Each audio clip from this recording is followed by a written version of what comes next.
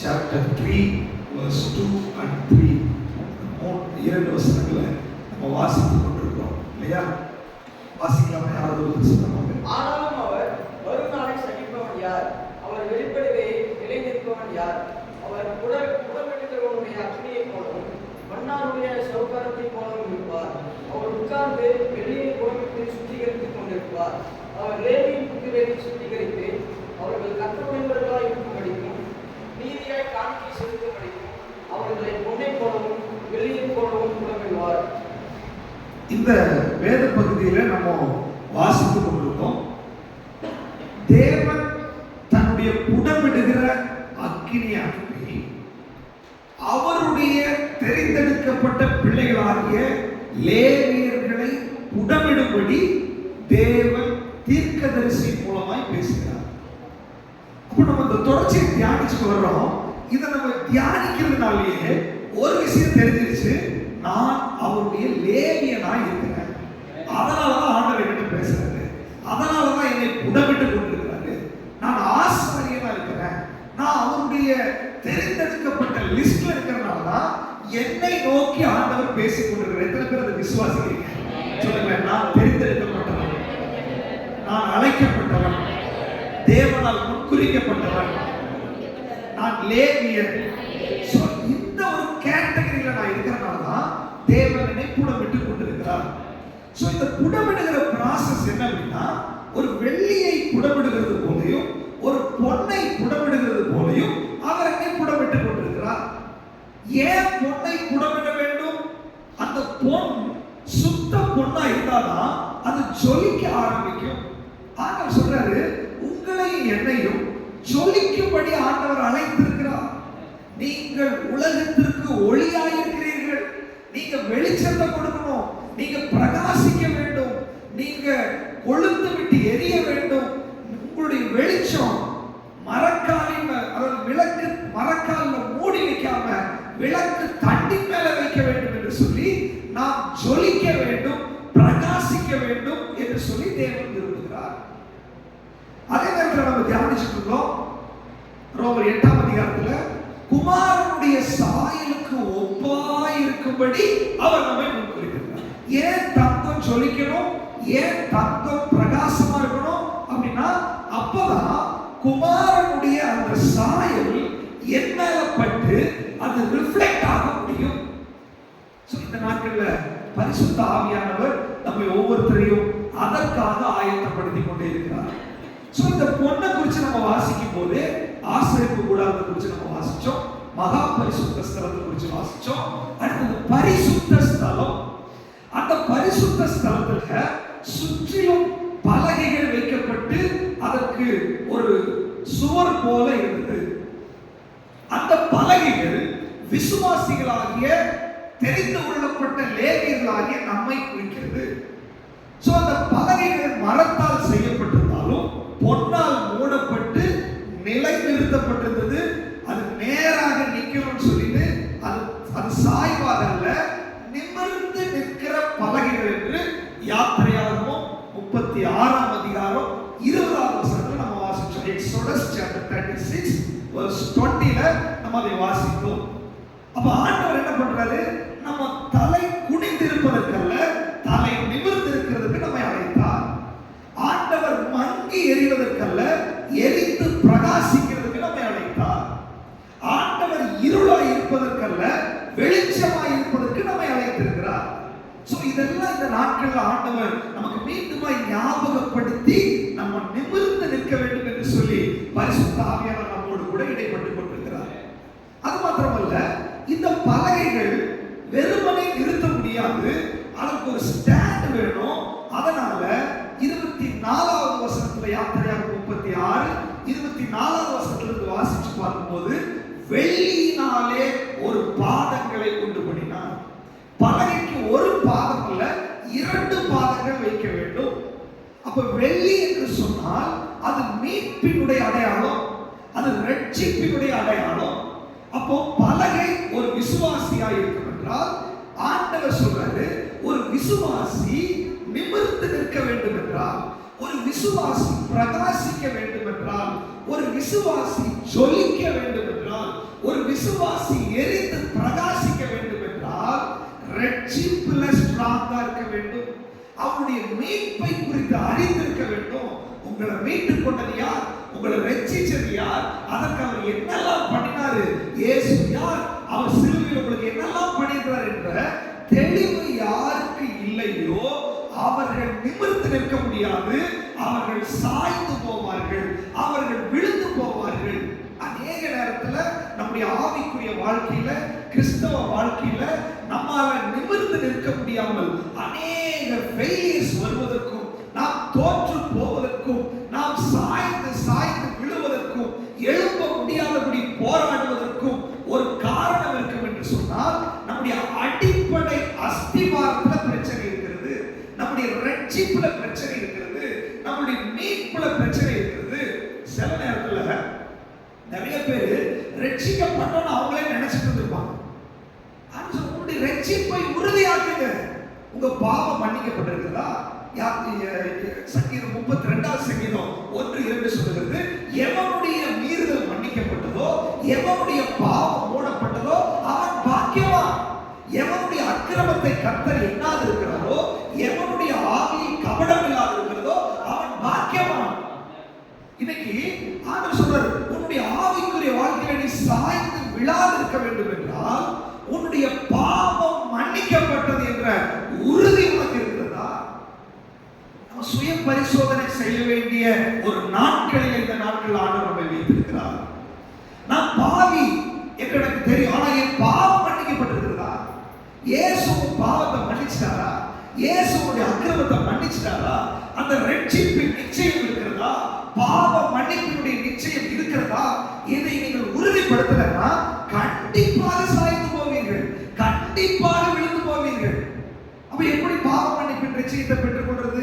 எப்படி அதை அடையாளப்படுத்துறது? நல்லா தெரிஞ்சுக்கோங்க.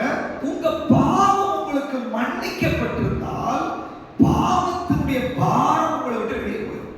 அப்படின்னா உன் பாவம் மன்னிக்கப்பட்டிருச்சுன்னு சொன்னா உங்க இருதயத்துக்குள்ள ஒரு விடுதலையை நீங்கள் அனுபவிப்பீர்கள். பாவம் மன்னிக்கப்பட்டிருச்சுன்னா உங்களுக்குள்ள ஒரு சமாதானம் கரை புரண்டு வரும். பாவம் மன்னிக்கப்பட்டு உன்னுடைய அக்கிரமம் மன்னிக்கப்பட்டிருச்சுன்னா உனக்குள்ள ஒரு சந்தோஷம், உலகம் தராத சமாதானம், ஒரு மெய்யான சந்தோஷத்தை உங்களால் அனுபவிக்க முடியும். ஒருவேளை உங்க வாழ்க்கையில அப்படிப்பட்ட சமாதானமும் சந்தோஷமும் இல்லை அப்படின்னா இன்றைக்கு உங்க ரட்சிப்பை நீங்க பரிசோதனை பண்ணுங்கள். சுய பரிசோதனை நாட்கள். பாவ மன்னிப்பை எப்படி அறிந்து கொள்வது? உங்களுக்குள்ள பாவம் மன்னிக்கப்பட்டிருந்தா வசனம் சொல்றது, என்னை விசுவாசிக்கிறவனுடைய உள்ளத்திலிருந்து ஜீவ தண்ணீர் நதி வெளியே ஓடும். உனக்கு பாவ மன்னிப்பின் நிச்சயம் இருந்தால் உனக்குள்ள நதி புறப்பட ஆரம்பிக்கும். உனக்குள்ள சந்தோஷம், சமாதானம், ஜீவ தண்ணீர் உனக்குள்ள ஊறி ஊறி வர ஆரம்பிக்கும். ஒருவேளை இங்க ஏதோ பிளாக்கா இருக்குது, பாரமா இருக்குது, போராட்டமா இருக்குது, புரிந்து கொள்ள முடியல, என்னால விடுதலை இல்லை அப்படின்னு நீங்க இருதயத்தில் உணர்ந்தீங்கன்னா இன்னைக்கு 32 சங்கீதம் 1-2 வசனத்தின்படி உங்களுடைய பாவம் மூடப்படவில்லை, உங்களுடைய அக்கிரமம் மூடப்படவில்லை. இன்னைக்கு ஆண்டவருக்கு ஒப்பு கொடுத்தா இன்றைக்கும் அவருடைய ரத்தம் உங்களை கழுவி பரிசுத்தப்படுத்தி சுத்திகரிக்கிறதுக்கு அது உண்மையும் நீதியும் உள்ள ரத்தமா இருக்கிறது. ஹல்லேலூயா, ஹல்லேலூயா. இப்போ அந்த பாதங்கள் என்பது நம்முடைய மீட்பினுடைய அடையாளம், நம்முடைய ரட்சிப்பினுடைய அடையாளம். நம்ம நேற்றைக்கு அதை குறித்து சிந்திச்சோம். 2 பாதங்கள் என்பது சங்கீதம் 85:10 வாசிச்சோம், கிருபையும் சத்தியமும். யோவான் 1ஆம் அதிகாரம் John chapter 1:17-14 வாசிக்கிறோம். கிருபையும் சத்தியமும் அது இயேசு கிறிஸ்துவுக்குள் இருந்து வருகிறது. ஒரு பாதம் கிருபை என்றால் இன்னொரு பாதம் சத்தியம்.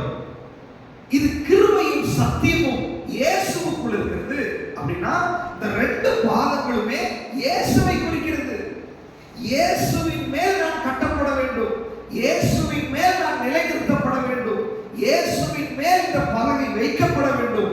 உங்க வாழ்க்கை இயேசுவின் மேல இல்லை அப்படின்னு சொன்னா, இயேசுவை மையப்படுத்தி உங்க வாழ்க்கை இல்லை அப்படின்னு சொன்னா, இயேசுவுக்கும் உங்களுக்கும் உறவே இல்லைன்னு சொன்னா உங்க பலகை கண்டிப்பா சாய்ந்து போகும் என்பதுல எந்த விதமான சந்தேகம் கிடையாது.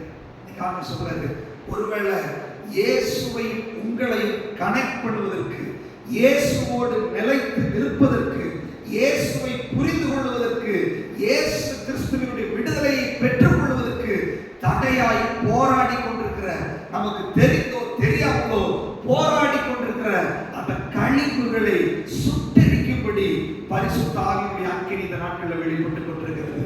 எத்தனை பேர் அதை விசுவாசிக்கிறீங்க? வாயில திறந்து சொல்லுங்க, ஆண்டவரே, உமக்கும் எனக்கும் உள்ள உறவுல தடையா இருக்கிற, உமக்கும் எனக்கும் விரோதமாய் போராடுகிற, உமக்கும் எனக்கும் இடையில ஆண்டவரை உணர முடியாதபடி, ரட்சிப்பை அனுபவிக்க முடியாதபடி, ரட்சிப்பின் சந்தோஷத்தை பெற்றுக்கொள்ள முடியாதபடி, வேதத்தை வாசிக்க முடியாதபடி, ஜெபிக்க முடியாதபடி, ஆண்டவரை தேவனோடு உறவாட முடியாதபடி, தேவ அன்பை அறிய முடியாதபடி தடையா இருக்கிற கழிவுகள் பரிசுத்த ஆவியானவரே, என்னால முடியல, என்னுடைய போராட்டத்தால முடியல, என்னுடைய முயற்சியால முடியல, ஓ உங்களுடைய அக்கினி அனுப்புவீராக, உங்களுடைய அக்கினி அனுப்புவீராக, உங்களுடைய புடமிடுகிற அக்கினி அனுப்புவீராக, உங்களுடைய சுட்டெரிக்கிற அக்கினி அனுப்புவீராக. இயேசுவின் நாமத்தில் கழிவுகள் வெளியேறுவதாக, இயேசுவின் நாமத்தில் கழிவுகள் வெளியேறுவதாக, இயேசுவின் நாமத்தில் கழிவுகள் சுட்டெரிக்கப்படுவதாக, சுட்டெரிக்கப்படுவதாக, விடுதலை உண்டாவதாக. இன்று ராத்திரி பரிசுத்த ஆவியானவரை புடமிடுகிறார், உன்னை புடமிடுகிறார், உன்னை பயன்படுத்த வேண்டும் என்று விரும்புகிறார். நீ லேவியனா இருக்கிற, நீ என்னுடைய பிள்ளையா இருக்கிற, நீ என்னுடைய ஜனமா இருக்கிற, நீ ராஜரீக ஆசாரிய கூட்டமா இருக்கிற, கழிவோடு இருப்பதற்கல்ல, கழிவோடு இருப்பதற்கல்ல, நீ சுத்த பொண்ணா இருக்க வேண்டும், நீ சுத்த பொண்ணா இருக்க வேண்டும், நீ ஜொலிக்க வேண்டும், நீ பிரகாசிக்க வேண்டும், நீ கொழுந்து விட்டு எரிய வேண்டும், நீ அக்கினியா இருக்கணும், நீ அனல் மூட்டி எரியணும். அதற்காக இந்த அக்கினி அனுப்புகிறேன், என்னுடைய புடமிடுகிற அக்கினி அனுப்புகிறேன், புடமிடுகிற அக்கினி அனுப்பி கொண்டிருக்கிறேன்.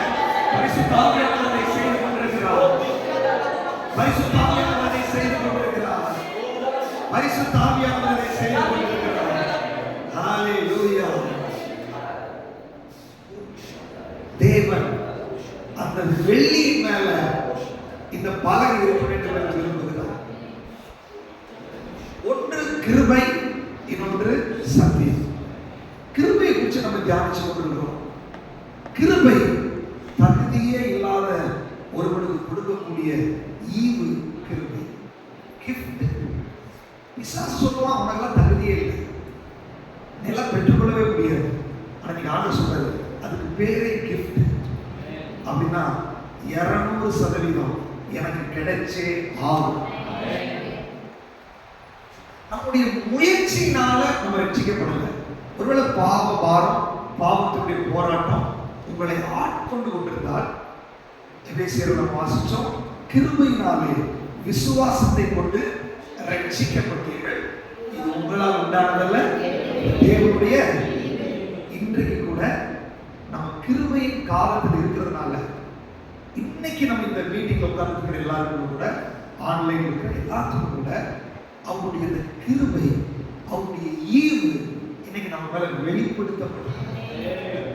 இந்த நிமிஷத்துல, இந்த நிமிஷத்துக்கு முன்னாடி உங்க லைஃப்ல என்னெல்லாம் இருந்துச்சோ, இன்னைக்கு இந்த நிமிஷம் வரைக்கும் ஆண்டவரே கிருபையினால நான் மன்னிச்சிருக்கேன்னு சொன்னா, அதை மன்னிப்பதற்கு உண்மையும் நீதியும் உள்ள ஒரு ஆண்டவர் இந்த இடத்துல இறங்கி வந்திருக்கிறார்.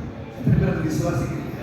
இதை நீங்க விசுவாசிச்சா நீங்க சொல்லிக்க ஆரம்பிக்கிறீங்க, இதை விசுவாசிச்சா நீங்க பிரகாசிக்க ஆரம்பிக்கிறீங்க, இதை விசுவாசிச்சா இன்னைக்கு இருக்கிற மாதிரி நீங்க நாளைக்கு இருக்க மாட்டீங்க. இதை விசுவாசிச்சா இந்த ஜெபத்திலே உங்க லெவல் மாறி போய்விடும். இதை நீ விசுவாசிச்சா சத்துருவை முறியடிக்க ஆரம்பித்து விடுவார்.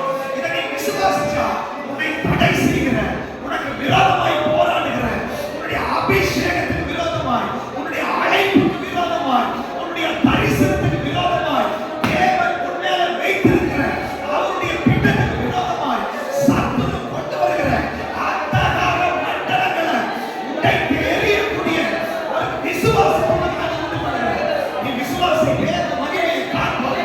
நீ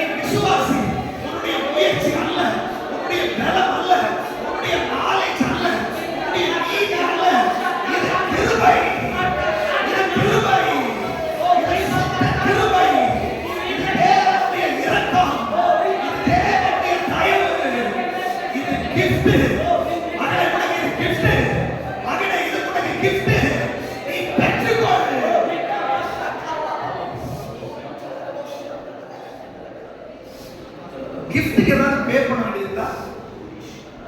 பே பண்ண வேண்டியது. கிஃப்ட் ஒருத்தர் கொண்டு கொடுக்குறாரு அப்படின்னா நம்ம பே பண்ண வேண்டியதுடா. ஆனா கொடுக்கிறவர் பே பண்ணிட்டாரு. ஆண்டவர் சொல்றாரு, உன்னுடைய வாழ்க்கைக்கு, உன்னுடைய விடுதலைக்கு, உன்னுடைய சமாதானத்துக்கு நீ சுத்த பொன்னாய், நீ ஒரு லேவியனாய் எழுப்பி பிரகாசிக்கிறதுக்கு என்ன விலை கொடுக்கணுமோ அத்தனை கல்வாரி சிலுவையில கொடுத்து விலை கொடுத்துனா இந்த கிஃப்ட் உனக்கு கொண்டு கொடுத்துருக்காங்க. பிசாசு என்ன தெரியுமா? பாவத்தின் குற்ற உணர்வையும் பலகீனத்தை போட்டு விலை கேட்டுட்டு இருக்கிறான். பாவத்தின் சம்பளம் மரணம். விலை கேட்கிறான், குடு, ரத்தத்தை குடு, நீ சமாதானத்தை குடு, நீ மறிச்சுதான் ஆகணும். அவன் போராடிட்டு இருக்கிறான். ஆனா நீ ஆண்டவர் சொல்றாரு, உனக்கு என்ன தேவையோ அத்தனை சிலுவையில கொடுத்தாச்சு. நீ பிசாசை பார்த்து பயப்பட வேண்டிய அவசியம் இல்லை. எனக்காக எல்லாவற்றையும் பே பண்ணிட்டு எனக்கு கிஃப்டா கொடுத்திருக்கிறாரு ரட்சிப்பை. அது இலவசம், அது கிருபை, அது தயவினால ஆண்டவர் எனக்கு கொடுத்திருக்கிறார். எத்தனை விசுவாசிக்கிறீங்க? அது மேல உங்க பலகை நிக்கணும். அந்த அந்த ரட்சிப்பின் மேல நீங்க நிக்கணும். ரட்சிப்புக்கு நீங்க ஒண்ணுமே பண்ணல, அவர் கிருபையா இதை செய்திருக்கிறார். நேற்றைக்கு ஒரு வசனத்தை நம்ம வாசிச்சோம், மீண்டும் இதை வாசிக்கலாம். 2 கொரிந்தியர் 12வது அதிகாரம் 9வது வசனம். 2 Corinthians chapter 12 verse 9. அதற்கு அவர், என் கிருபை உனக்கு போதும், பலவீனத்திலே என் பூரணமாய் விளங்கும் என்றார். போதும், என் கிருபை உனக்கு போதும், பலவீனத்திலே என்னுடைய பலன். வாசிக்க முடியும். அதுக்கப்புறம் கிறிஸ்துவின் வல்லமை என்மேல் தங்கும்படி. போதும் போதும், நல்லா கவனிச்சுங்க. என் கிருபை உனக்கு போதும், உன்னுடைய பலவீனத்துல என்னுடைய பலன் பூரணமாய் விளங்கும். பாருங்க, எனக்கு ஒரு பலவீனம், என்னால முடியல. இப்ப ஆண்டவர் சொல்றாரு, என் கிருபையை நான் உனக்கு கொடுக்குறேன். அந்த கிருபைக்குள்ள என்ன இருக்குது அப்படின்னா, எனக்கு பலவீனமா இருக்குல்ல, அந்த பலவீனம் இடத்துல அவர் பலனை கொண்டு அது மேல வைக்கிறது. பலனை மட்டும் வைக்கல, அவருடைய வல்லமையை அதுக்குள்ள வைக்கிறது. அப்ப கிருபை உன் மேல வந்தால், இதுவரைக்கும் உங்களால என்னெல்லாம் முடியலையோ அதை முடிய வைக்கக்கூடிய பலனையும் கொடுக்கிறாரு, அதுக்கான வல்லமையும் கொடுக்கிறாரு. ஹல்லேலூயா.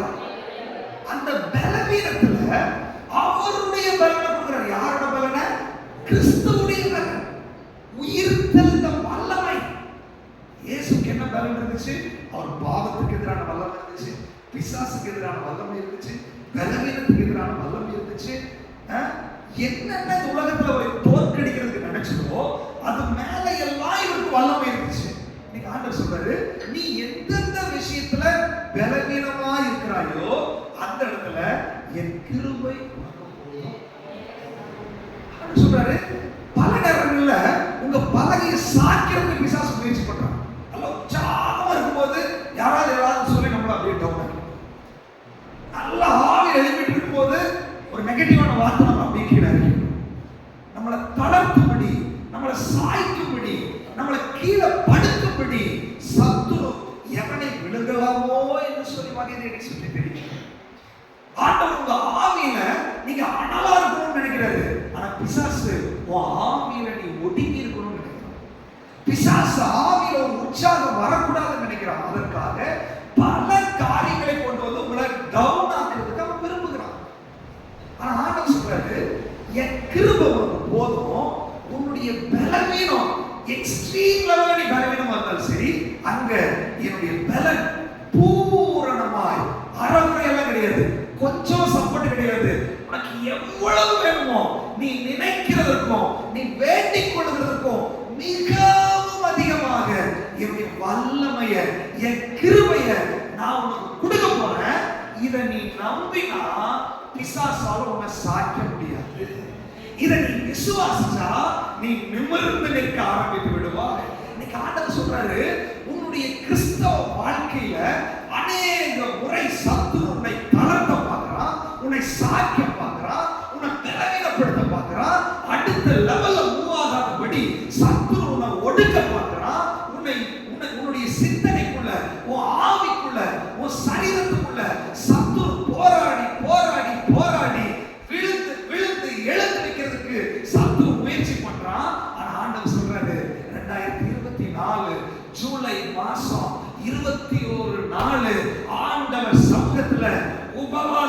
நம்பிக்கையோடு ஜெபத்தோடு ஆண்டவர் எனக்கு என்ன செய்ய போகிறாரு, அவருடைய பாதத்துல நான் காத்திருக்கிறேன்னு சொல்லி ஒரு தீர்மானம் எடுத்தாய் அல்லவா, அந்த நாளிலேயே தானியேல் சொல்ற நீ ஜெபிக்க தொடங்கும் போது பதில் இறங்கி வந்த மாதிரி, நீ உபவாசம் இருக்க தொடங்கின போது உன்னை என்றைக்கும் நிமிர்ந்து நிற்க செய்யக்கூடிய அவருடைய சொந்த கிருபை உன் மேல வெளிப்பட ஆரம்பித்து விட்டது. அது பரிபூர்ணமாய் வெளிப்பட்டுக் கொண்டிருக்கிறது. அதற்குள்ள அவருடைய பலன் இருக்கிறது, அதற்குள்ள அவருடைய வல்லமை இருக்கிறது. அவருடைய வல்லமை உனக்குள்ள அனுப்பிவிட்டார், அவருடைய பலனை உனக்குள்ள அனுப்பிவிட்டார். நீ சாய்ந்து போவதற்கல்ல, நீ குப்புற படுக்கிறதுக்கல்ல, நீ அசைவதற்கல்ல, நீ தள்ளாடுவதற்கல்ல, நீ நிமிர்ந்து நிற்கும்படி அவருடைய கிருபை உங்களை அனுப்பி கொண்டிருக்கிறார். அவர் கிருபை உங்களை ஆல்ரெடி அனுப்பிவிட்டார். எனவே விசுவாசிக்கிறீங்க, ஆண்டவருடைய பலனை எனக்கு கொடுத்ததற்காக ஸ்தோத்திரம் சொல்லுங்க. வாய்களை திறந்து ஆண்டவரே உங்க பலனை கொடுத்ததற்காக ஸ்தோத்திரம், கிருபையை கொடுத்ததற்காக ஸ்தோத்திரம், உம்முடைய வல்லமையை கொடுத்ததற்காக ஸ்தோத்திரம், உம்முடைய தயவை கொடுத்ததற்காக ஸ்தோத்திரம். இது என்ன பிரச்சனை வந்தாலும் சரி, என்ன போராட்டம் வந்தாலும் சரி, சத்துரியனை தளர்த்த நினைக்கலாம், சத்துரியனை போராட நினைக்கலாம், காற்று அடிக்கலாம், புயல் அடிக்கலாம், அலை மோதலாம், என் படகு அசையாது, என் படகு தடுமாறாது, என் படகு கரையை அடைந்தே தீரும். அது லக்கை நோக்கி பிரயாணப்பட்டு போயாலும் பிசாசே என் படகை பிரயாணம் பண்ண விடாம, என்னுடைய தரிசனத்துல போக விடாம, என்னுடைய அழைப்புல நிற்க விடாம, நீ கொண்டு வருகிற எல்லா கட்டுகளையும் கிழித்தெறிந்து விட்டு என்னுடைய படகு இன்றைக்கு ராத்திரி பிரயாணம் பண்ண போகிறது. எத்தனை பேர் அதை விசுவாசிக்கிறீங்க? எத்தனை பேர் அதை விசுவாசிக்கிறீங்க? அவருடைய கிருபை உங்க மேல போட்டிருக்கு. அந்த கிருபை உங்களை தள்ளி கொண்டு போய்விடும். உண்மையிலே எத்தனை பேர் அதை நம்புறீங்க? ஏதோ உங்களுக்கு பிரெயின் வாஷ் பண்றதுக்காக நான் பேசல, இந்த ஜீவ வார்த்தையை எடுத்து உங்களுக்கு சொல்றேன். இது உங்களுக்கு இல்லை, இது எனக்கும் சரி இல்லையா? நம்ம படகை கரை சேர விடாதபடி சத்துரு எத்தனையோ போராடலாம். ஆனா ஆண்டவர் சொல்றாரு, என் கிருபை போதும், என்னுடைய வல்லமையை தர்றேன், என் பலத்தை தர்றேன், நீ வந்திருந்த போது அப்படின்றாரு. எத்தனை பேர் அந்த வார்த்தையை விசுவாசிச்சுட்டு போக போறீங்க? பேரு பாருங்க, இறங்கி நடந்துட்டான். ஆனா திடீர்னு அந்த கடலை அந்த ஷேப்பு அந்த அழகா சட்டத்தில் அப்படி தடுமாறினான். இன்னைக்கு ஆண்டவர் சொல்றாரு, புதிய ஏற்பாட்டுல அந்த தடுமாற்றத்துக்கு தான் பரிசுத்த ஆவியானவர் கொடுத்திருக்கிறார். பரிசுத்த ஆவியானவர் வரும் பொழுது நீங்கள் பலன் அடைவீர்கள். அந்த பலனை கொடுத்திருக்கிறார் ஆண்டவர்.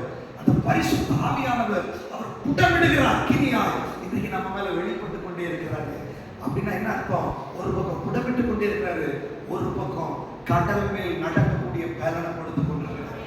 ஒரு பக்கம் என்னை புடமிடுகிறார், ஒரு பக்கம் என்னை அலைகளை தாண்டி போகக்கூடிய ஹை பவர் இன்ஜினை மாற்றி கொண்டிருக்கிறார். ஒரு பக்கம் புடமிட்டு கொண்டிருக்கிறார், ஒரு பக்கம் சத்துருவை ஜெயிக்கக்கூடிய பலனை எனக்கு கொடுத்து கொண்டிருக்கிறார். எத்தனை பேர் விசுவாசிக்கிறீங்க? இந்த உபவாச ஜெபத்தில் ஆண்டவரை செய்து கொண்டிருக்கிறார். ஹல்லேலூயா.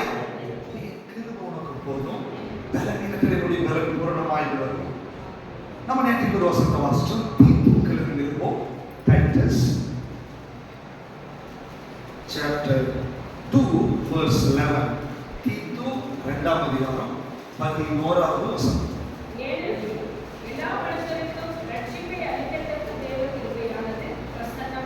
தேவ கிருபையா, நல்லா கவனிச்சுக்கோங்க. எனக்கு பலன் இல்லை, என்னால போக முடியல, என்னால கரை சேர முடியல. ஆனா சொல்றாங்க, என் கிருபை உனக்கு போதும், பலவீனத்தில் என்னுடைய பலன் பூரணமா விடுவோம். சொல்றாரு, எல்லா மனுஷருக்கும் ரட்சிப்பை அருளும்படி தேவ கிருபை பிரசன்னமாகும். அப்படின்னா இதுல உயர்வு தாழ்வு ஏற்ற தாழ்வு அப்படிலாம் கிடையாது. இங்க இருக்கிற இவங்க அபிஷேகம் பெற்றவங்க, இவங்க அபிஷேகம் பெறாதவங்க, இவங்க பாஸ்டர், இவங்க விசுவாசி, இவங்க எல்லாம் சீனியர் விசுவாசிங்க. நான் இப்பதான் சர்ச்சுக்கு வந்தேன், இந்த பேச்சுக்கே இடம் இல்லை. இன்னைக்கு யாரெல்லாம் விசுவாசிக்கிறாங்களோ எல்லார் மேலும் அவருடைய கிருபை பிரசன்னமாயிருக்கிறது. ஹல்லேலூயா. எத்தனை பேர் விசுவாசிக்கிறீங்க? உங்க மேல அவருடைய கிருபை பிரசன்னமாயிருக்கிறது. உங்க மேல அவருடைய கிருபை மேகமாய் நிழலிட்டு கொண்டிருக்கிறது. நீங்க விசுவாசிக்கும் போது உங்களுக்குள்ள வந்துவிடும். எத்தனை பேர் விசுவாசிக்கிறீங்க? ஹல்லேலூயா. அப்போ அந்த கிருபை என் மேல பிரசன்னமாயிருக்கிறது. எதற்கு பிரசன்னமாயிருக்கிறது? என்னை ஆசீர்வதிக்கும்படி, என்னை பலப்படுத்தும்படி, என்னை உயிர்ப்பிக்கும்படி. ஆண்டவர் சொல்றாரு, இந்த கிருபை இவ்வளோ கொடுத்துட்டோம், நீ பலவீனப்பட்டிருக்க வேண்டிய அவசியம் கிடையாது. இந்த கிருபை கழிப்பா இருக்க வேண்டிய அவசியமே கிடையாது. இந்த கிருபை இவ்வளவு கொடுத்துட்டோம், நீ சாஞ்சு போக வேண்டிய அவசியமே கிடையாது. இந்த கிருபை உனக்கு கொடுத்தது உன்னால முடியாதத முடிய வைக்கிறதுக்காக தான் அப்படின்றாங்க. எத்தனை பேர் விசுவாசிக்கிறீங்க? ஆயிரத்தி சொல்லி என்னால முடியாதத தேவ கிருபையினால முடியும், என் பலத்தால முடியாதத ஆண்டவருடைய கிருபையால முடியும். இனி என் பலத்துல நான் முயற்சி பண்ண மாட்டேன், தேவ கிருபையில நான் முயற்சி பண்ண போறேன். அந்த கிருபை என் மேல வெளிப்பட்டு விட்டது, நான் விசுவாசிக்கிறேன். ஆமென், ஹalleluya. வாசிக்கலாம் இன்னொரு வசனத்தை, யாக்கோபு James chapter 4 verse 6. அவர் அதிகமான கிருபையை அளிக்கிறாரே, ஆதலால் போதும். அவர் எவ்வளவு கிருபை அளிக்கிறாரா? அதிகமான கிருபை. அப்படின்னா எனக்கு தான் ரொம்ப பிரச்சனை அப்படின்னா உனக்கு ரொம்ப கிருபை. பாவம் பெருகின இடத்துல கிருபை. ஒருவேளை உங்களை சுற்றி, உங்க வீட்டை சுற்றி, உங்க வாழ்க்கையை சுற்றி யாருக்குமே எனக்கு இவ்வளோ போராட்டம் அப்படின்னா நீங்க கண்ணை மூடி விசுவாசிங்க, உங்க வீட்டுல அவ்வளோ கிருபை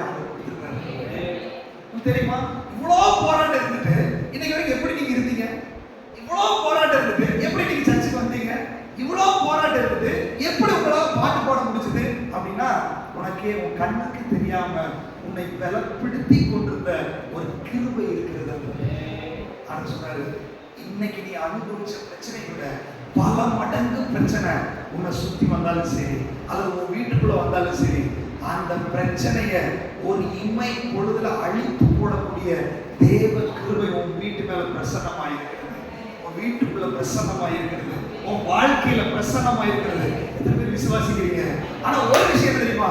நீ விசுவாசிச்சா அந்த கிருபை உன் வீட்டுக்குள்ள வந்து, நீ விசுவாசிக்காத வரைக்கும் கிருபை அங்க நிற்கும், நீ பிரச்சனை இங்க நிற்கும். ஆண்டவர் சொல்றாரு, ஒரே ஒரு விசுவாசம், நீ முயற்சி எல்லாம் பண்ண வேண்டாம், நீ போராடுறதை விட, நீ அழுகிறதை விட, நீ சண்டை போடுறதை விட, நீ விசுவாசி, என் கிருபையை வெளிப்படுத்தி உன்னோட டென்ஷனை மாத்துறதுக்கு நான் உண்மை உள்ள தேவனா இருக்கிறேன். ஹalleluya. அதான் அந்த வெள்ளி பாதம், வெள்ளி பாதத்துல கிருபை என்ற பாதத்துல நம்ம நிக்க வேண்டும் என்று சொல்லி தேவன் விரும்புகிறார். பல நேரங்கள்ல அந்த கிருபையை நமக்கு புரியவே முடியல, அந்த கிருபை இருக்கிற இடமே நமக்கு தெரியல. ஆண்டவர் சொல்றாரு, அந்த கிருபையை நீ பார்க்க முடியாதபடி, கிருபையை நீ உணர முடியாதபடி, பிரச்சனை வரும்போது அந்த கிருபையை உன்னால கிளைம் பண்ண முடியாதபடி உன்னுடைய புத்தியை கட்டி வச்சிருக்கிற, உன் கண்ணை மறைத்து வைத்திருக்கிற அந்தகார வல்லமைகளை அவருடைய புடமிடுகிற அக்கினி சுட்டெரித்துக் கொண்டிருக்கிறது, அந்த கழிவுகளை சுட்டெரித்துக் கொண்டிருக்கிறது. நீ பார்வை அடைபடிக்கு உன் கண்களுக்கு கலிக்க போடுகிறார், உன் கண்களுக்கு மருந்து போடுகிறார், உன் மனக்கண்களை திறக்கும்படி அவருடைய புடமிடுகிற அக்கினி வந்து கொண்டிருக்கிறது. உன்னுடைய பிரச்சனைகளை சால்வ் பண்ணக்கூடிய தேவ கிருபையை நீ காண முடியாதபடி இருக்கிற தடைகளை இன்று ராத்திரி ஆண்டவர் மாற்றி கொண்டிருக்கிறார். ஹalleluya, ஹalleluya. இப்போ அந்த கிருபை, அந்த கிருபை எதுக்கு எனக்கு வேணும்? பிராக்டிகலா நல்லா கவனிச்சுக்கோங்க. முதலாவது, அந்த கிருபை என்னை நான் அறிந்து கொள்வதற்கு எனக்கு தெரியும். நான் யாருன்னு எனக்கு தெரியும். பல நேரங்களில் நான் யாருன்னு எனக்கு தெரியும், அடுத்தவங்க கண்ணு இருக்கிற உத்தரவு எனக்கு தெரியும், என் கண்ணு இருக்கிற துருப்பு என்ன பண்ணாது. அப்ப ஆண்டவர் சொல்றாரு, என் கிருபை உனக்கு கொடுக்கும்போது முதல்ல உன்னை குறித்ததான ஒரு உணர்வை ஆண்டவர் கொடுப்பார்.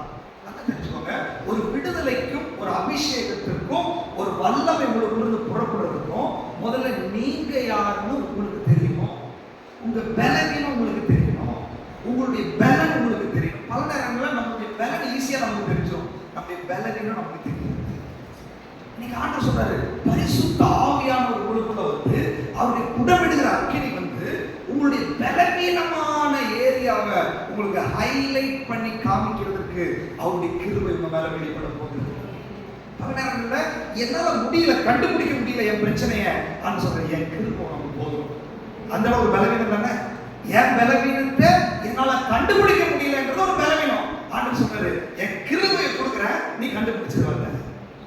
அப்ப முதலாவது, என் பலவீனத்தை நான் அறிந்து கொள்வதற்கு எனக்கு அந்த கிருபை தேவை. அடுத்தது, சில நேரங்களில் நம்முடைய பலவீனம் நமக்கு தெரியும், ஆனால் அந்த பலவீனத்திலிருந்து வெளியே வருவதற்கு நம்மளால முடியாது. இன்னைக்கு ஆண்டவர் சொல்றாரு, அந்த பலவீனத்திலிருந்து வெளியே ஏன் வர முடியல அப்படின்னா அந்த உணர்வு வரணும். கெட்ட குமாரன் வந்து பன்றி மேய்ச்சிட்டு இருந்தான். பன்றி மேய்ச்சிட்டு இருக்கும்போது எத்தனையோ இடத்துக்கு போனான். கடைசியில் பன்றி மேய்க்கும் போது அவனுக்கு உணர்வு வந்துச்சு. உணர்வு வந்த உடனே அந்த இடத்துல இருக்க முடியல, கிளம்பி அப்பா வீட்டுக்கு வந்துட்டான். இன்னைக்கு ஆண்டவர் சொல்றாரு, உன்னுடைய பலவீனம் உனக்கு தெரியுது, ஆனா உணர்வு வரல. உணர்வு வந்தா ஐயோ பன்றி தவிடு அருவருப்பா இருக்குது. உணர்வு வந்தா ஐயோ இந்த பாவை எனக்கு இருக்குது. உணர்வு வந்தா ஐயோ இப்படி ஒரு காரியத்தை நான் செய்யறேனே அப்படின்ற ஒரு எண்ணம் அப்பதான் நமக்குள்ள வரும். இப்போ பல நாட்கள் எனக்கு உணர்வு வர மாட்டேங்குது, கடினமா இருக்குது, வார்த்தை உள்ள போகுது, நானும் செபிக்கிறேன், நானும் ஒப்பு கொடுக்குறேன், எனக்கு அந்த உணர்வு வர மாட்டேங்குது. இன்னைக்கு ஆண்டவர் சொல்றாரு, என் கிருபையை நான் உங்களுக்கு கொடுக்குறேன். அந்த உணர்வு வருவதற்காக, உன்னுடைய பிரச்சனையை குறிச்ச உணர்வு உனக்குள்ள வருவதற்காக என் கிருபை உனக்கு போகணும். நான் என்னுடைய வல்லமை அதுக்குள்ள அனுப்புறேன், என்னுடைய பலத்தை, என்னுடைய பலனை அதுக்குள்ள அனுப்புறேன். உங்களால் அதை உணர்ந்து கொள்ள முடியும். எத்தனை வேணும் விரும்புறீங்க? அடுத்தது, அந்த பிரச்சனையிலிருந்து வெளியே வந்து ஆண்டவருடைய வார்த்தைக்கு கீழ்ப்படுகிறதுக்கு நமக்கு கிருபை வேணும். பல நேரங்களில் வார்த்தைகளை கேட்கும் போது சந்தோஷமா இருக்குது, அதுக்கு கீழ்ப்படியணும் நம்ம தீர்மானம் கூட எடுத்துறோம். ஆனா பிராக்டிக்கல் லைஃப்ல கீழ்ப்படி என்ன பண்றது இல்ல, முடிகிறது இல்ல. இன்னைக்கு ஆண்டவர் சொல்றாரு, என் கிருபையை உனக்கு கொடுத்து நீ எடுத்த தீர்மானத்தை செய்யும்படி நான் உனக்கு ஹெல்ப் பண்ண போகிறேன். இல்லையா? வலதுபுறம் இடதுபுறம் சாயும் போது வழி இதுவே என்று சொல்லுகிற சத்தத்தை உங்க காதுகள் கேட்கும். 21 நாள் அதை புடவிடுகிறார். இந்த சின்ன சின்ன சின்ன ஏரியாலாம் கரெக்ட் பண்ணுகிறார் ஆண்டவர். உன்னை நான் டிசிஷன் எடுக்க வைக்க போறேன், நீ தெளிவா நடக்க நான் வைக்க போறேன், உன்னை நான் கீழ்ப்படிய வைக்க போறேன், உன்னை உணர்வுள்ளவனா நான் வைக்க போறேன். நீ எடு சமையல் என்ன தீர்மானம் எடுக்கிறாயோ திங்கள் செவ்வாய் புதன் வியாழன் வெள்ளி அப்படியே நடக்கும்படி உன்னால முடியல, பட் என் கிருபையை நான் தரேன். இந்த கிருபை வேணும்ன்றீங்க, அது வேண்டாம், உங்க மேல வெளிப்படுத்தப்பட்டிருக்கிறது. அதிக கிருபை இருக்கிறது. அதனால என்னால முடியல அப்படின்றீங்களா? உங்களால மட்டும் இல்ல, உலகத்தில் இருக்கிற அத்தனை பேராலையும் முடிய வைக்கக்கூடிய கிருபை ஆண்டவர் நம்ம மேல வெளிப்படுத்தி இருக்கிறார். ஹல்லேலூயா. இன்னைக்கு விஷயம் என்ன, 21 நாள் உபவாச ஜெபத்துல அவருடைய கிருபையை எப்படியாவது வாங்கி ஒரு வெற்றியுள்ள வாழ்க்கை வாழ ஆண்டவர் நமக்கு உதவி செய்ய போகிறார். ஹல்லேலூயா. அடுத்த கிருபை எனக்கு எதுக்கு வேணும்? ஆண்டவர் சொல்றாரு, அவரை புரிந்து கொள்வதற்கு எனக்கு கிருபை. ஓகே, அவரை புரிந்து கொள்ளும்படி உங்களுக்கு கிருபை வேணும். இயேசுவை புரிந்து கொள்வது அவ்வளவு சீக்கிரமா தெரியாது. கூடவே இருக்கிற சீசர்களுக்கு அது வெளிப்படல. பேதுரு சொல்றான், நீ ஜீவனுள்ள தேவனுடைய குமாரனாகிய கிறிஸ்து. பேதுரு, மாம்சம் ரத்தம் உனக்கு வெளிப்படுத்தல, பிதா தான் உனக்கு வெளிப்படுத்தினார். பிதா ஒருவனுக்கு தன்னை வெளிப்படுத்தாவிட்டால் இயேசுவை ஒருத்தரும் என்ன பண்ண முடியாது, அறிந்து கொள்ள முடியாது. வசனத்துல நிறைய நீங்க வாசிச்சு பார்த்தீங்கன்னா 2 பேர் 1ஆம் அதிகாரத்துல வாசிக்கிறோம், அவரை அறிகிற அறிவினால கிருபையும் சமாதானம், அவரை அறிகிற அறிவினால ஜீவனும் சமாதானம், அவரை அறிகிற அறிவினால எல்லாமே அதுக்கப்புறம் தான் வரும். விஷயம் என்னன்னா, இயேசு இயேசு இயேசு ஓகே, பட் அவரை புரிந்து கொள்ள முடியவில்லை, அறிந்து கொள்ள முடியவில்லை. அவருடைய வல்லமை என்ன, அவர் என்ன சொல்ல நினைக்கிறாரு, அவர் என்ன எனக்கு திட்டம் வச்சிருக்கிறாரு, இதெல்லாம் எனக்கு தெரியல. ஆண்டவர் சொல்றாரு, என் கிருபை உனக்கு கொடுக்க போறேன், நீ இயேசுவை அறிந்து கொள்ள போகிறார். ஹல்லேலூயா. எத்தனை பேருக்கு அது வேணும்னு நினைக்கிறீங்க? ஆண்டவர் உண்மை புரிந்து கொள்வதற்கு கிருபை எனக்கு கொடுங்க. உங்க கிருபை அப்பதான் அந்த பலகை நிக்க முடியும். புரியலன்னா என்னால நிக்க முடியாது, இல்லையா? ஆண்டவர் கொடுக்க போகிறார். அடுத்தது, அவருடைய அன்பை அனுபவிக்கிறதுக்கு கிருபை வேணும். இவ்வளவா உலகத்தில் அன்பு உண்டா? ஆனா அந்த அன்பை நீங்க அனுபவிக்கிறீங்களா? அந்த அன்பு என்னைக்காவது உங்களை தொற்றுதா? இவ்வளவா உயிரவே கொடுத்து அனுபவிச்சிருக்கிறாரு, அந்த அன்பை என்னைக்காவது அனுபவிச்சிருக்கிறீங்களா? ஏன் பல நேரங்களில் இந்த அன்பை நம்ம அனுபவிக்காததுனாலதான் இவங்க என்ன நேசிக்கல, இவங்க என்ன நேசிக்கல, இவங்க என்ன கவனிக்கல, இவங்க என்ன விசாரிக்கல, இவங்க எனக்கு போன் பண்ணல. பல நேரங்கள்ல அன்புக்காய் நம்முடைய உள்ள ஏங்கிக் கொண்டே இருக்கிறது இயல்பு, மனுஷனும். ஆண்டவருக்கு தெரியும், உன் உள்ள அன்புக்காக ஏங்குது, உன் உள்ள ஒரு அரவணைப்புக்காக ஏங்குது, உன் உள்ள ஒரு தேவனோட உறவாடுறதுக்கு ஏங்குது. ஆனால் அவர் இவ்வளவாய் உலகத்தில் அன்பு கூர்ந்தார், அதை பெற்றுக்கொள்ளும்படி, அந்த அன்பை அனுபவிக்கும்படி முடியல. இன்னைக்கு ஆண்டவர் சொல்றாரு, என் கிருபை உனக்கு நான் கொடுக்க போறேன், என் அன்பை நீ அனுபவிக்க ஆரம்பித்து விடுவார். ஹல்லேலூயா, ஹல்லேலூயா. நமக்கு அருளப்பட்ட பரிசுத்த ஆவியினால தேவனுடைய அன்பு நம்முடைய இருதயங்களில் ஊற்றப்பட்டிருக்கிறது. ஆண்டவர் சொல்றாரு, அவருடைய அன்பை நீங்க அனுபவிச்சீங்கன்னா அதுக்கப்புறம் வேற யாரையும் எதிர்பார்க்க மாட்டீங்க. அவரோடு நீங்க சமாதானத்தோடு, அவரோடு நீங்க திருப்தியோடு, அவரோடு நீங்க என்ஜாய் பண்ண நல்லா கவனிச்சுக்கோங்க. அன்பை நீங்க அனுபவிச்சாலே ஆராதனை வர ஆரம்பிக்கும்.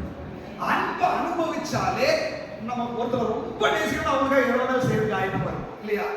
அந்த அன்பை அனுபவிச்சாலே நீ லேவியனாய் புறப்பட ஆரம்பித்து விடுவாய். அவருடைய அன்பை அனுபவிச்சாலே பிசாசை எதிர்க்க ஆரம்பித்து விடுவாய். அவருடைய அன்பை அனுபவிச்சாலே பாவத்துக்கு நோ சொல்லி விடுவாய். ஆண்டவர் சொல்றார், எல்லாமே அந்த அன்புக்குள்ளதான் இருக்குது.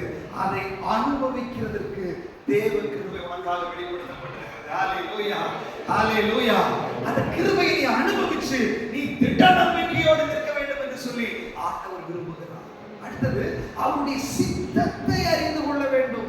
என்னை எதுக்கு இந்த பூமியில வச்சிருக்காரு, எதுக்கு இந்த சபையில வச்சிருக்காரு, என்னை எதுக்கு இந்த ஆளுக்கு என்னை கல்யாணம் பண்ணி வச்சாரு, என்னை எதுக்கு இந்த மகளை மனைவியா கொடுத்தாரு, என்னை எதுக்கு இந்த ஊர்ல வச்சாரு, என்னை எதுக்கு இதை படிக்க வச்சாரு, எனக்கு எதுக்கு இந்த வேலையை கொடுத்தாரு, எனக்கு எதுக்கு இந்த ஊழியத்தை கொடுத்தாரு, எனக்கு எதற்கு இந்த பணத்தை கொடுத்தாரு, எனக்கு எதுக்கு இந்த தாளத்தை கொடுத்தாரு.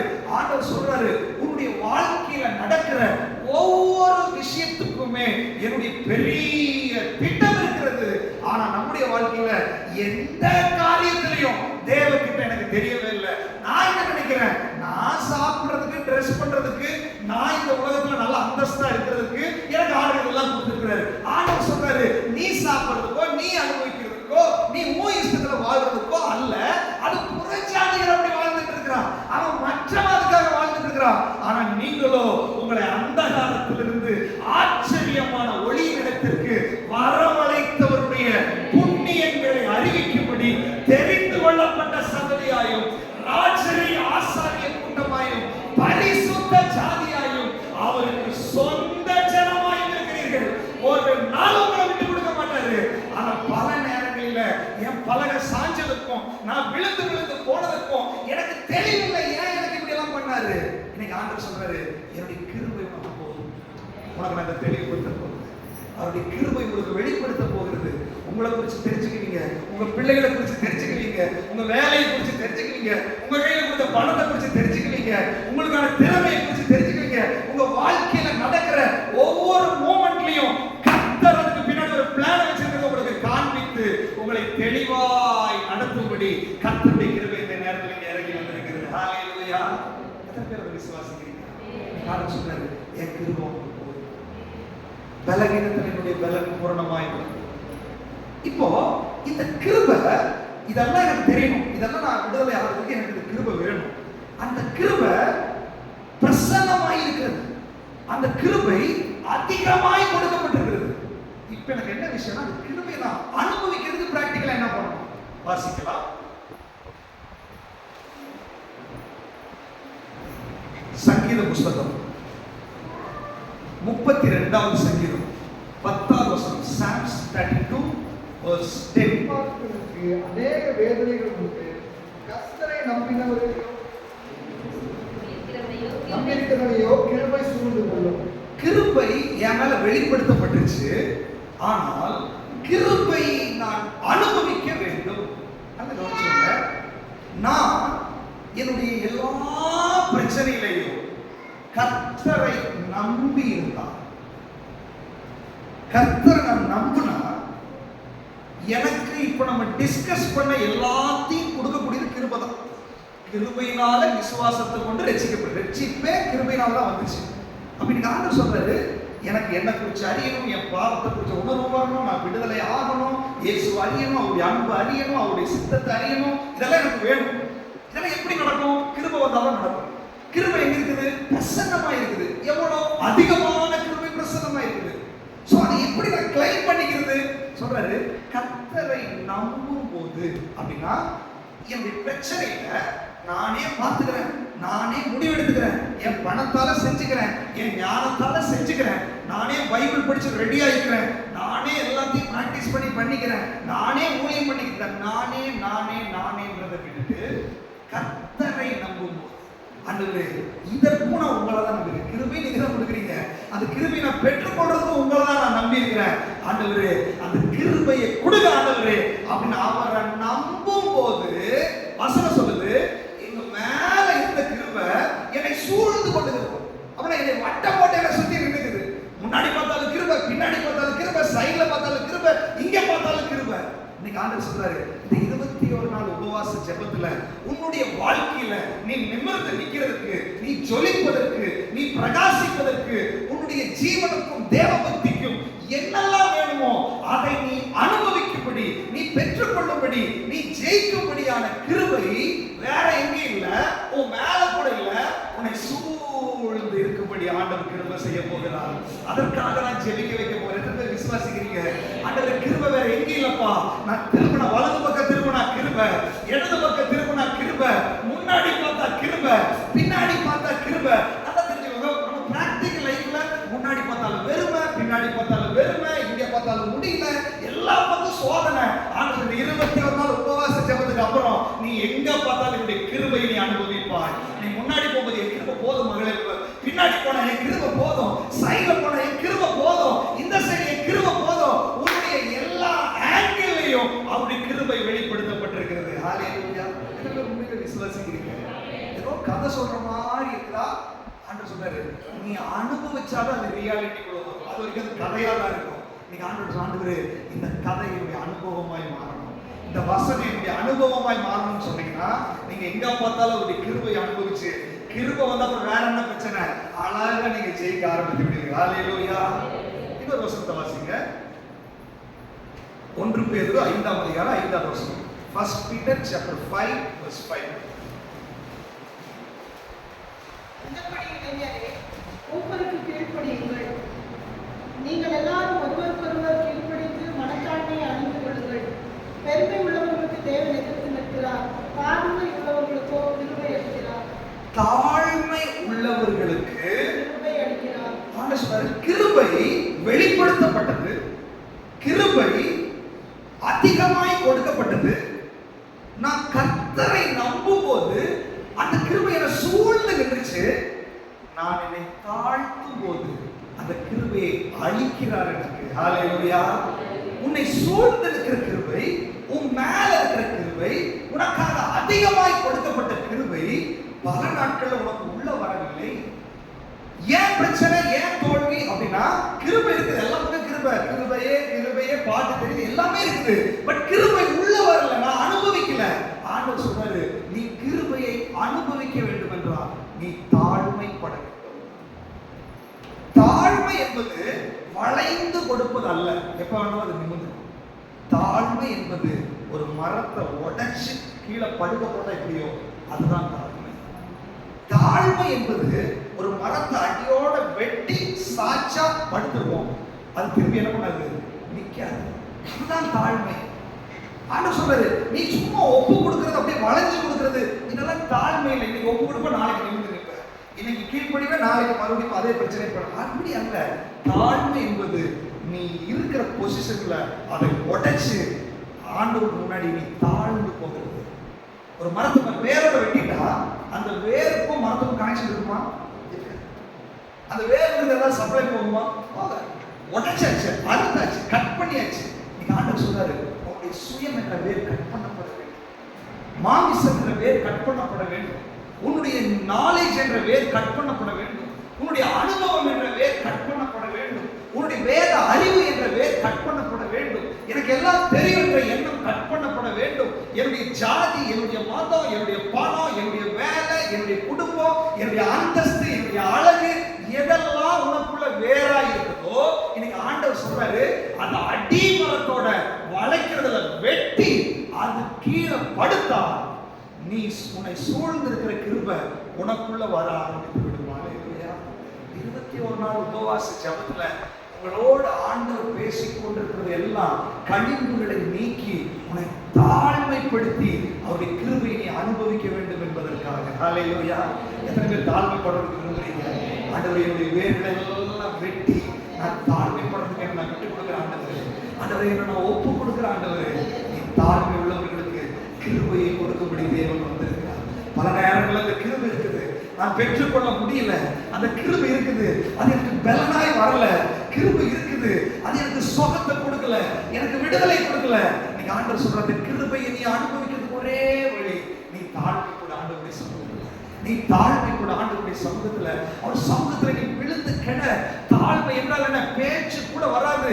ரெண்டு பேரும் ஜெபம் பண்ணிட்டு இருந்தா, ஒருத்தர் பேசுற, ஆண்டவரே நான் அதை செஞ்சு இதை செஞ்சு எனக்கு செய்யுங்க. இன்னொருத்தர் ஜெபம் பண்ண, ஆண்டவரே என்னால பேச கூட வரல, உங்களை பார்க்கறதுக்கு கூட என்னால முடியல. ஆண்டவருடைய சமூகத்துல உன்னுடைய வாழ்க்கையை எப்படி தாழ்த்தும் போது அதிக கிருபை, சூழ்ந்து கொள்ளுகிற கிருபை, அவர் பிரசன்னமாக்கின அந்த கிருபை, அவர் பலப்படுத்துகிற கிருபை, அவருடைய வல்லமையை அனுப்பி உன்னுடைய பலவீனத்தில் அவருடைய பலனை பூரணமாய் வெளிப்படுத்தும்படி அவர் இறங்கி வந்திருக்கிறார்.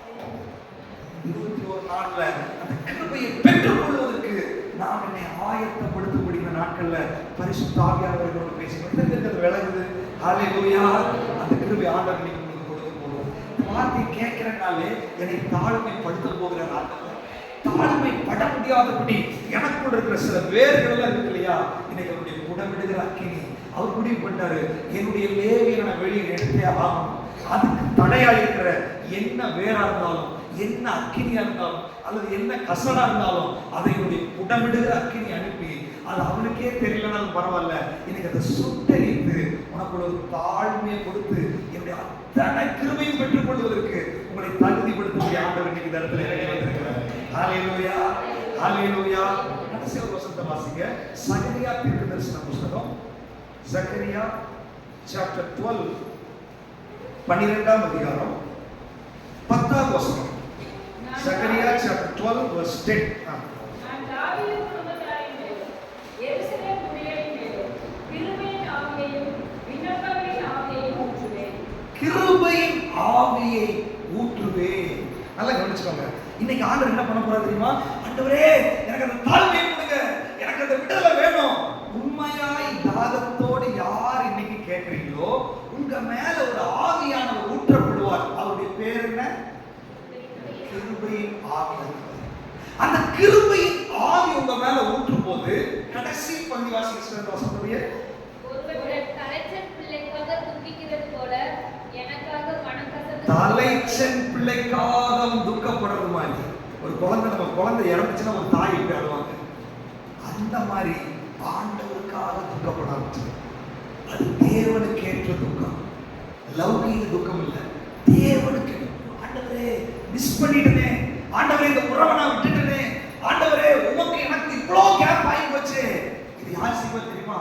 அந்த கிருபையின் ஆவி உள்ள போய் உங்களை திட்டமிட ஆரம்பித்து. அதுக்கு கீழே நீங்க வாசி பார்த்தீங்கன்னா, ஒரு தேசம் மனஸ்தாபப்படும், குடும்பம் மனஸ்தாபப்படும், தனித்தனியே மனஸ்தாபப்படுவார்கள் போட்டிருக்குது. வசனத்தை நீ வீட்டில் போய் வாசிச்சு பாருங்க. இன்னைக்கு ஆண்டவர் அவருடைய கிருபையின் ஆவியை அனுப்பி ஒரு மனஸ்தாபத்தை கொடுத்து தாழ்மைப்பட வச்சு அவருடைய வல்லமை உங்களுக்கு வெளிப்படுத்த வேண்டும் என்று நிறுவுகிறார். ஹல்லேலூயா. அதே 13ஆம் அதிகாரம் சகரியா சாப்டர் 30 verse 1, 1ஆவது வசனத்தை வாசிங்க. அந்நாளிலே எப்போ இதெல்லாம் நடந்து அந்த கிருபையின் ஆவி எனக்குள்ள வந்து விடுதலையாகி அந்த நாளிலே அவர் இன்றைக்கு என்ன நடக்குமாமா? பாவத்தையும் அழுக்கையும் நீக்க தாவீதின் குடும்பத்தாருக்கும் எருசலேமின் குடிகளுக்கும் திறக்கப்பட்ட ஒரு ஊற்று உண்டாயிற்று. ஒரு திறக்கப்பட்ட ஒரு ஊற்று இன்னைக்கு உண்டாக போதும். ஹல்லேலூயா. ஒரு ஊற்று ஓப்பன் ஆகும். உன்னுடைய ஆவியிலிருந்து, என்னை விசுவாசிக்கிறவருடைய உள்ளத்திலிருந்து ஜீவ தண்ணீர் உள்ள நதிகள் ஓடுன்னு சொன்னாங்க இல்லையா? இந்த கழிவெல்லாம் வச்சு பிசாசு அந்த நதியை ஸ்டாப் பண்ணி வச்சிருக்கிறான், அதை அடைச்சு வச்சிருக்கிறான். ஆண்டவர் சொல்றாரு, என்னுடைய கிருபையின் ஆவியை நான் ஊற்றும் போது அவனுக்கு ஒரு தலைச்சன் பிள்ளை இழந்த ஒரு தாய் எப்படி அழுவாளோ அந்த மாதிரி ஒரு மனஸ்தாபத்தை உள்ள கொடுப்பேன். அந்த மனஸ்தாபம் வரும்போது அவளுக்குள்ள இருக்கிற அந்த அபிஷேகத்தினுடைய ஊற்று திறக்கப்பட ஆரம்பித்து விடும். அந்த நதி திறக்கப்பட ஆரம்பித்து விடும். அந்த ஊற்று அது இயேசுவை குறிக்கிறது. அந்த ஊற்று அது பழைய ஏற்பாட்டில் பரிசுத்த ஆவியானவரை குறிக்கிறது. அந்த ஊற்று திறக்கப்பட ஆரம்பிக்க போகிறது. அந்த ஊற்று தண்ணீர் வேற எங்கே இல்லை, அது உனக்குள்ள இருக்கிறது. அது உனக்குள்ள இருக்கிறது. அது நதியாய் பாயும்படி இன்னைக்கு ஆண்டவர் இந்த இடத்துல இறங்கி வந்திருக்கிறார். எத்தனை பேர் விசுவாசிக்கிறீங்க? அப்படியே கண்களை மூடி